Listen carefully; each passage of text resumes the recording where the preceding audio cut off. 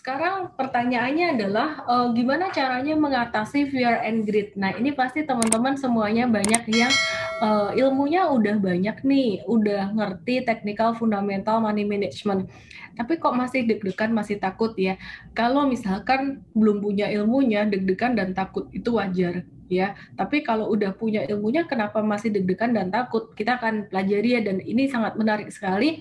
Oke, saya akan mulai untuk psikologi tradingnya. Nah, kembali lagi ya, aku selalu mengacu pada apa yang dikatakan pada Sir John Templeton bahwa bull market itu born on pessimism, grow on optimism, die. Ini masih ada kurang sedikit. Saya edit dulu. Bull market born on pessimism, grow on skepticism, mature on optimism, and die on euphoria. Ini adalah kata dari investor legendaris Sir John Templeton. Ternyata ini adalah satu siklus harga saham. Ya, saya coba ceritakan ke teman-teman semuanya. Ini saya gambar lebih lengkap. Ini adalah setengah dari siklus harga saham yang turun. Di sini terjadi denial, ini terjadi pada bulan Februari akhir, di awal Maret. Dan juga saya ingat sekali di tahun 2007 akhir, pasar saham mulai turun, itu mulai banyak yang denial. Dan 2007 waktu itu saya termasuk yang denial. Kenapa? Karena cuan terus. Jadi denial ngomongnya adalah, ini turun sebentar kali, kemarin-kemarin juga gini kok, nggak apa-apa, nggak usah cut loss. Kemudian ternyata semakin turun. Waduh, turunnya makin banyak, gimana ya, udah mulai nyangkut nih, mulai panik. Aduh, mulai turun lagi panik. Udah deh, cut loss aja deh, cut loss, rugi semuanya, cut loss semua, cut loss massal, semakin turun marketnya. Dan ketika cut loss massal, harga saham semakin turun lagi, tuh kan bener kan, untung kemarin cut loss gitu ya.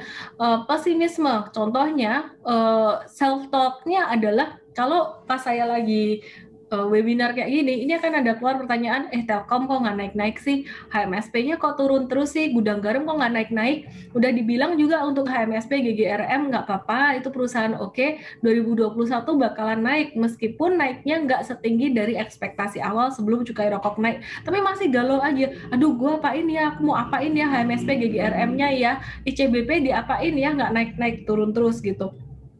Nah, ini adalah fase pesimisme. Biasanya di grafik harga saham itu di bawah, posisinya di bawah banget gitu.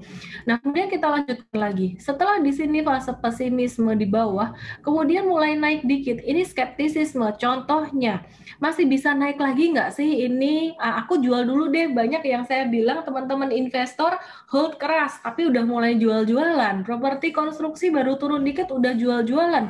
Aku jual dulu deh, profit taking dulu, ntar takut turun lagi. Raosnya kok lambat ya, masih bagus nggak sih, masih bisa naik nggak sih? Saya kasih contoh ya, ini benar-benar kejadian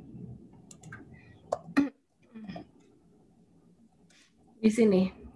Nah, ini adalah fase pesimis, ini adalah fase skeptis. Jadi si Raos ini masuk dalam fase skeptis ya. Oke, aku kasih contoh lagi untuk saham yang lain. Ini adalah fase pesimis di bawah. Terus kemudian ini adalah fase skeptis, dan ini udah mulai optimis. Untuk TLKM-nya sekarang udah nggak ada yang galau lagi, udah mulai optimis. Nah, ketika optimis, orang-orang akan ngomongnya apa? Aduh, nyesel aku belinya terlalu dikit, boleh nambah nggak? Teman-teman berasa nggak? Wah, nyesel aku jualan, aku hilang barang nih. Wah, aku baru mau masuk, tahu gitu aku join Mtrade dari dulu, tahu gitu aku investasi dari dulu gitu. Supaya bisa beli bawah, aku belum masuk nih. Kalau beli banyak kan boleh nggak? Saya boleh jujur nggak teman-teman? Saya juga termasuk merasakan hal ini. Berarti saya masih normal ya. Saya masih normal ya. Jujur, saya sempat merasa kayak ngapain ya tahun lalu aku beli, saya ada beli satu properti. Saya ada beli satu properti di Jakarta, terus saya mikir-mikir sekarang, ngapain aku beli properti? Saya tuh kayak nggak suka dengan sektor, dengan investasi ini. Better aku investasi di saham aja, ini udah jadi berapa uangnya gitu. Jadi itu udah mulai ini psikologinya optimisme. Dan terakhir, euforia. Ketika euforia itu orang-orang udah nggak peduli dikasih tahu money management, itu nggak peduli. Kita belum sampai di sini. Kita belum sampai di sini, tapi saya mau kasih tahu saat ini Ketika orang-orang sudah mulai euforia tahun 2021 nanti, mereka akan bilang, ah nggak perlu belajar, semua jadi pinter. Nggak perlu stop loss, saham tuh gampang ya, dan nambah-nambah duit terus. Itu yang terjadi di tahun 2007 kemarin gitu ya. Kalau teman-teman yang beli saham, baru akhir-akhir ini itu nggak mungkin nyangkut sampai dalam, sampai parah, nggak mungkin banget. Palingan turunnya cuma turun dikit-dikit doang. Kalau misalkan yang bilang nyangkut sampai nyangkutnya gede, itu berarti udah modal lama banget gitu. Oke. Ya, sekarang gimana sih caranya ngatasin psikologi trading yang kayak gini? Kalau misalkan di sini nyesel beli dikit dan kemudian mau nambah lagi, boleh nggak? Oh, boleh-boleh aja selama rasional. Gimana ngebedainnya masalahnya rasional dan nggak rasional? Banyak orang yang bingung, ini tuh emosional atau benar-benar nggak sih? Nah, selalu anggap Anda belum punya saham tersebut ya. Jadi beberapa saham yang tadi boleh diinvestasikan yang Anda belum punya antara lain HMSP, GGRM ini nggak syariah, terus RALS, terus kemudian properti, SMRA, CTRA, P1, BSDE the best, tapi ini dia udah naik ya. Jadi ini yang masih koreksi, WSKT, ini yang terdampak SWF, dampak positif SWF, JSMR masih bisa naik, tapi aku nggak gitu suka karena agak-agak slow biasa gerakannya dia. Jadi saham-saham ini kalau call dan juga untuk CPO, metals itu lebih ke arah trading. Kalau investasi, seandainya mau nambah ke saham-saham ini masih bisa. Jujur kata kemarin saya juga ada nambah kok untuk di sini. Ini enggak, aku udah punya banyak. Ini aku udah punya banyak ya, cuman di dua ini aja. Properti aku ada nambah juga karena aku belum punya sampai yang banyak banget gimana. Oke ya, jadi yang penting selama rasional nggak apa-apa. Oke, sekarang gimana caranya ngebedain rasional dan juga nggak rasional? Gimana caranya kita mengantisipasi fear and greed? Karena dengan adanya fear and greed, kita ambil keputusan itu jadi nggak objektif. Nggak objektif tuh artinya gimana? Keputusannya berdasarkan emosi doang dan akhirnya disesali. Caranya gimana? Kita mengatasi tantangan psikologi trading, yaitu yang pertama adalah dengan memahami cara kerja otak. Ini sempat saya bahas beberapa waktu yang lalu. Saya agak ulang dikit ya. Saya akan ulang dikit. Nah, paling bagus adalah ketika kita mengambil keputusan, keputusan itu diambil berdasarkan otak neokorteks. Apa sih otak neokorteks itu? Otak neokorteks adalah otak yang berada di sini, di depan. Oke ya. Dan ini merupakan otak modern manusia.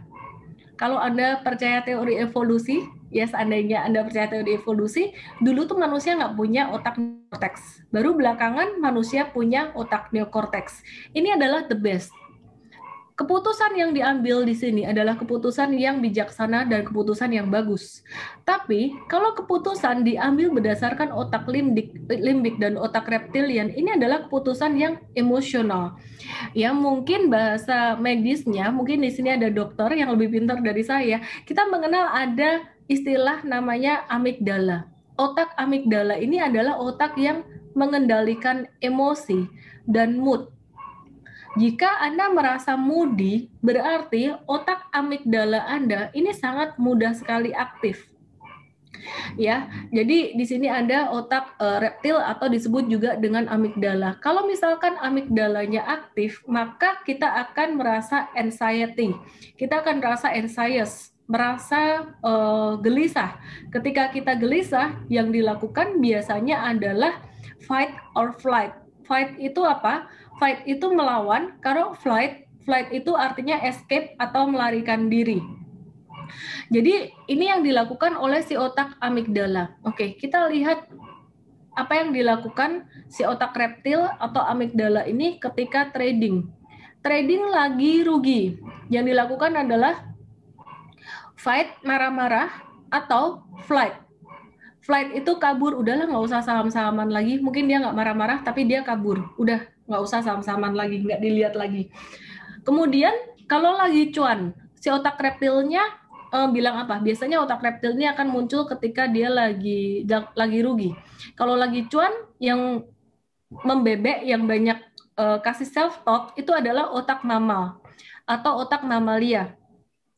Nah, si otak mamal atau otak limbik ini ketika ada sesuatu hal yang menyenangkan, misalkan cuan atau apapun yang membuat Anda senang, dia akan mengatakan more, more, and more. Jadi ketika si otak mamal ini dia aktif, dia akan keluarin hormon-hormon yang bikin senang. Contohnya hormon endorfin, hormon dopamin, dan hormon-hormon lainnya. Sebaliknya, si amigdala, kalau amigdalanya aktif, otak reptilnya aktif, maka dia akan mengeluarkan hormon-hormon stres.